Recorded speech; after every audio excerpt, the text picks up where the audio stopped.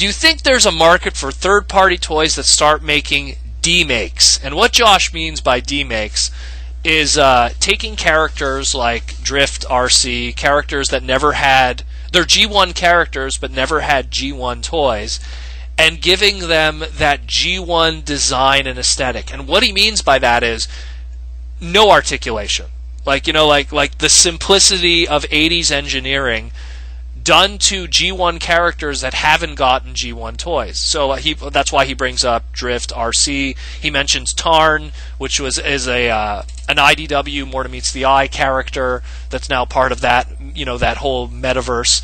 Mm. So, do you think that there's a market for it? Wendell, I'll let you tackle that, and then I have my opinions. I think that there's like a small market for demakes. I don't think there's like a big, giant, huge market as maybe if they did it. Let's see. I think a perfect time to strike would have been around Beast Wars time, when Beast Wars was starting, and you're getting that big backlash of Truck Not Monkey and all that. I think that would have been like a spot on time to do that. But I don't think you would have been able to have the characters like from animated or and do that in that simple style. Huh? And do it in that simple style. Yeah, exactly. Like you wouldn't have like all these brand new characters that have come out since that time. Since then. So, because I know for me, one of the character. Are we going to go into characters, or do you want to talk? Yeah, go into characters. It's fine. Okay, so the one I got was seeing a third party doing a limited run for maybe like something like a fan voted character, but I was saying like maybe Lugnut or Lockdown, demaking those guys. And those are characters that are slowly going outside of G1. Of animated, where they originated from. Oh yeah. And then they started, like Lockdown became a movie character. He's in the G1 More Than Meets the Eye, whatever you want to call it, Robots in Disguise, G1 IDW verse. Right. So, and even Lugnut too. So, and Lugnut got a universe Generations toy. Yeah, Generations universe. A really good Generations toy. So it shows that there's interest in continuing those characters. So to do a demake, I could see it. I could see it for Lugnut. Like he's such a giant character for the. That's something that blocky would. Yeah, work. I know the animated one was very blocky, or not blocky, but just like chunky. Oh yeah, you know what I mean? Very little short. Could have been a bigger toy. So I can see him being more blocky and more specific. I don't know if they would do it as a giant toy, or maybe a more smaller one, or maybe something like the size of Power Glide, and just be like, call it a day. Oh, you're saying like the Universe Power Glide? Yeah, like original G1 Power Glide wasn't like this big giant toy. It was like it was a little mini bot. Yeah. Yeah, exactly. And Lockdown, I would see him probably the same size as like any of the regular cars, basically, but just being a Decepticon car. Me personally, I feel that Fans Project in the past, they tried this. Yeah. They did their Glacia bots, I believe they were called Glacia bot line. And I really dug them. I thought it was a really cool idea. It was something that Fans Project was playing with years before they were even a well-known company. There was an idea that they had on the table when they first released City Commander. Oh, wow. Yeah, well, because I believe when City Commander was released, they were showing sketches of the Glacia bots, and this was at their TFCon 2007 table, where they were going this is something we have planned in the future, and we'd like to get some feedback and stuff. And I was really behind it because I like the idea, and this is something I know Perez too. He really likes 90s, 80s engineering. Right. As a form of an art style to engineer a toy. And I dig that too. Sometimes I dig the simplicity and stuff. But I feel that me and him are kind of it's a small market. It really is. Because Glacia bots didn't do very well. That's what I assume, sad to say. If unfortunately, it did well, then, I'm pretty sure you've gotten more of them. Oh yeah, they would have repainted the hell out of that. They would have they would have done a Dino King repaint. They would have done an Evil repaint. They would have done a G1 Dinobots repaint. But they just did that one maroon unified colored paint scheme, and it didn't do very well. And unfortunately, like, to me, it would be really like there was one that he didn't really mention. I've always thought it would have been interesting if Hasbro went back, and I'm really curious how well it would sell.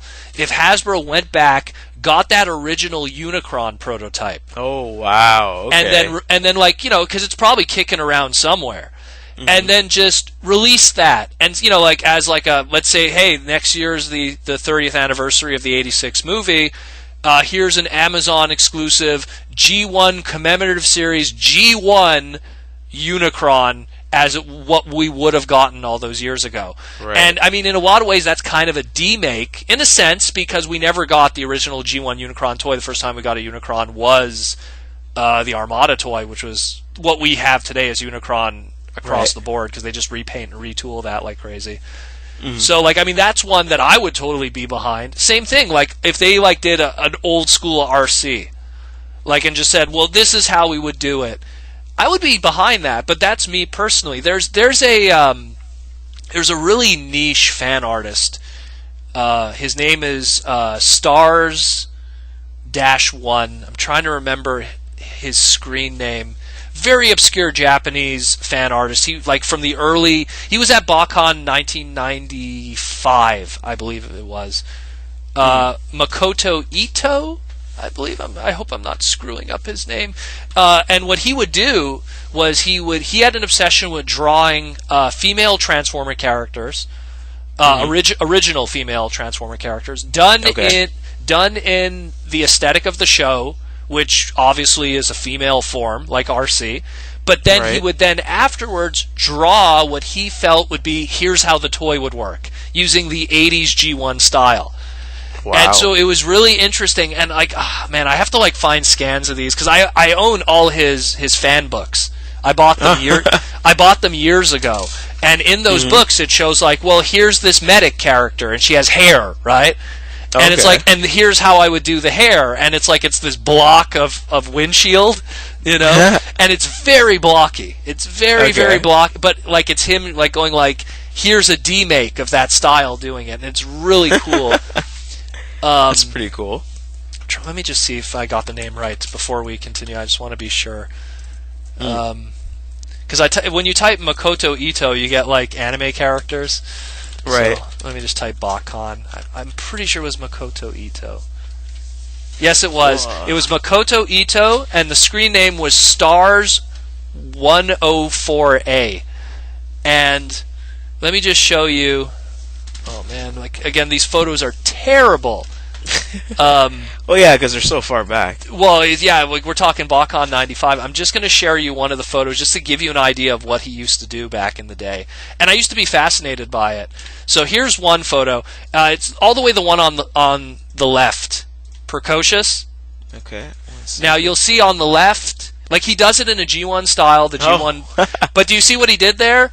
Where okay, I get it. On the left is the, like, we'll call it the Fluoro Deary stylized, this is how it would have looked in the show. And then on the right is like, well, if the toy existed, you know, obviously with the limitations of G1 design. Yeah, but that's pretty cool. No, and he did a bunch of those. Like, he did a whole bunch. Like, he did like cassette bots and stuff like that, and he did medic units, and this guy fell off the planet. Like, that's the thing that sucks, is, like, he's one of those dudes that around, like, 98, like, just the turn of the century, just disappeared. And, like, all his art and stuff is, like, super rare. You can't find it anymore. And I have, like, a few of his books that, like, I found, like, on eBay that some guy was, like, selling, like, oh, these Transformer fanzines, you know? And I'm just like, gimme, you know? Like, just a piece of the fandom's history. And he used to do demakes back then with his original characters. So and that's something, again, just like how Josh digs it, I really dig it too, because it's an artistic style. Because I think that today it's all about how articulated, how accurate could we make it with masterpieces, with these third-party toys, where sometimes it's like, it's interesting to go back and get those things. And to get like an interpretation and stuff. And in a lot of ways, I feel that we do kind of get demakes today. It's like, we'll look at... the Legends line?